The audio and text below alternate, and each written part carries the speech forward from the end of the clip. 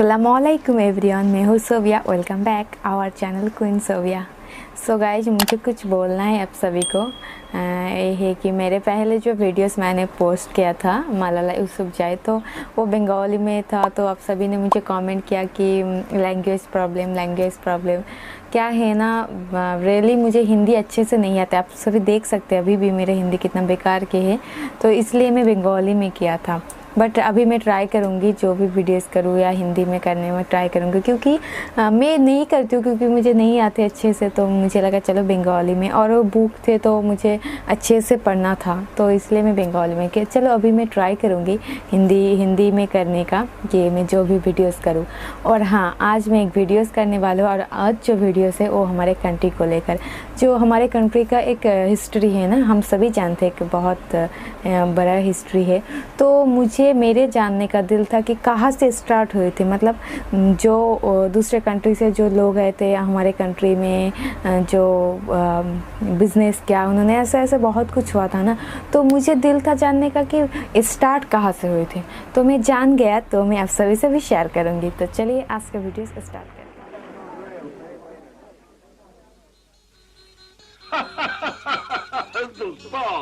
हिंदुस्तान से लाया, हिंदुस्तान सोने की चिड़िया।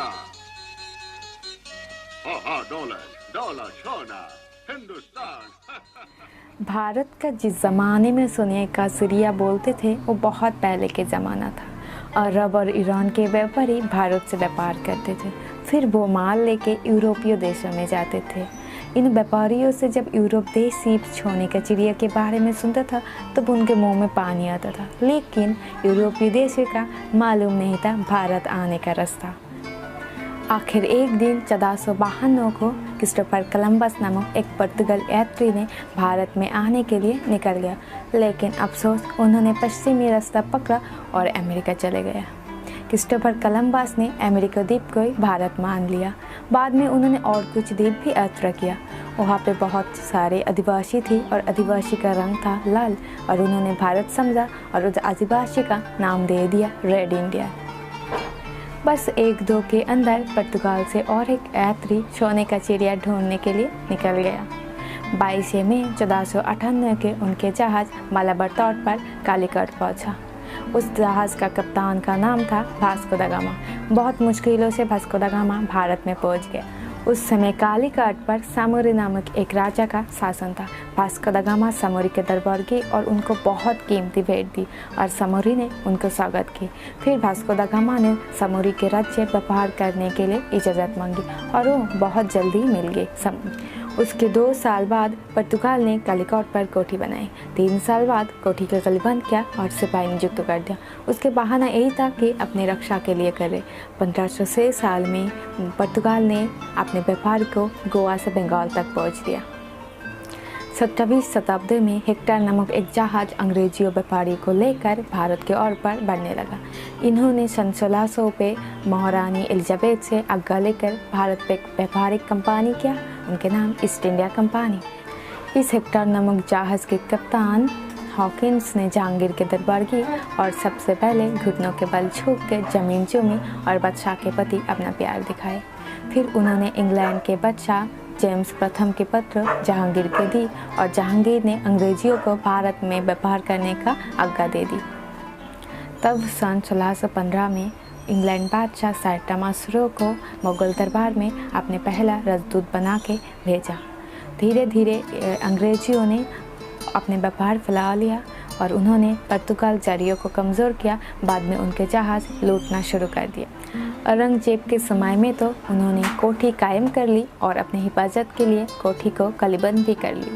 उसके अंदर ही भारत में फ्रांसीसी भी आए, और उस समय उनके मुखिया था दुमस।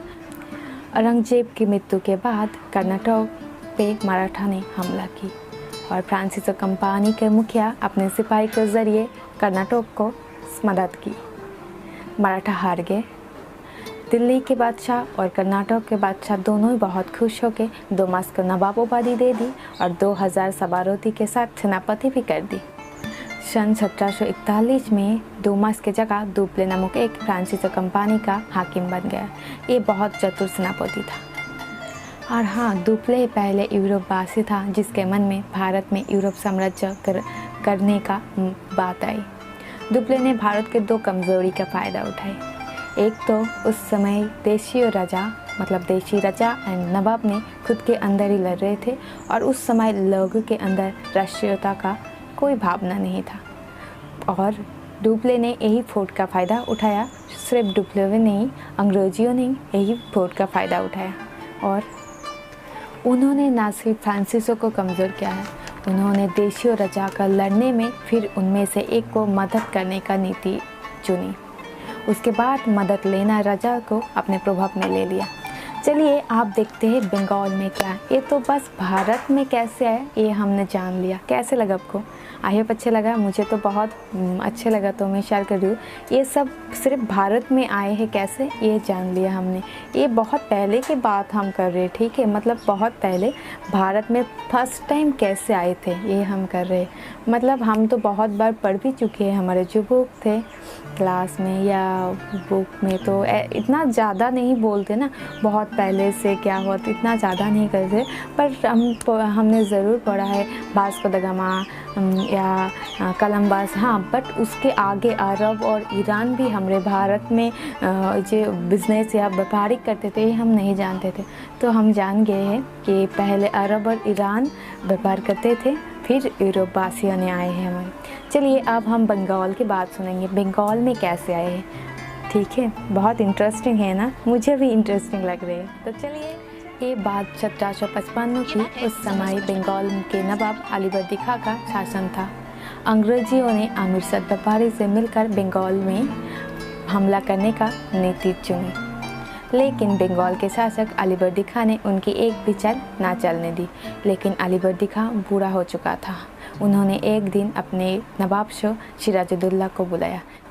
तब सिराज 24 बरस का था और उन्होंने बोला, अंग्रेजियों का ताकत बढ़ रहे है, कभी अंग्रेज को अपने केला फौज बनाने के लिए आज्ञा मत देना, कभी एक गलती कर दी तो अपने मुल्क अपने हाथ से निकल जाएगा। 10 अप्रैल 1756 को अलीवर्दी खां का मृत्यु हुई। उसके बाद सिराजुद्दौला अपने नाना के गद्दी पर बैठ गए। पलाशी की लड़ाई में अंग्रेजियों के जीत से भारत में ब्रिटिश शासन की नीति पड़ गई और इस जीत में सेनापति मिर्ज़ाफर की बहुत बड़ी भूमिका थी, जिन्होंने अपने नवाब, अपने रिश्तेदार सिराजुद्दौला को बहुत बड़े धोखा दे दी। उसके बाद अंग्रेजियों ने मिर्ज़ाफर के बंगाल के नवाब बना दी। उसके बदले मिर्ज़ाफर कंपनी को 24 परगना के जगदारी सौंप दी। उसके बाद 22 अक्टूबर 1760 में अंग्रेजियों ने मिर्ज़ाफर के ऊपर हमला की और उन्होंने मीर कासिम के बंगाल के नवाब कर दी। फिर मिर्ज़ाफर से अंग्रेजियों ने 3 जेला और ले ली और 3 करोड़ सोना। ऐसे ही उसके बाद उन्होंने गया दिल्ली पे मुगल साम्राज्यों के पास। फिर ऐसे ही सारे बंगाल और धीरे धीरे सारे अंग्रेजियों के ऊपर चले गए।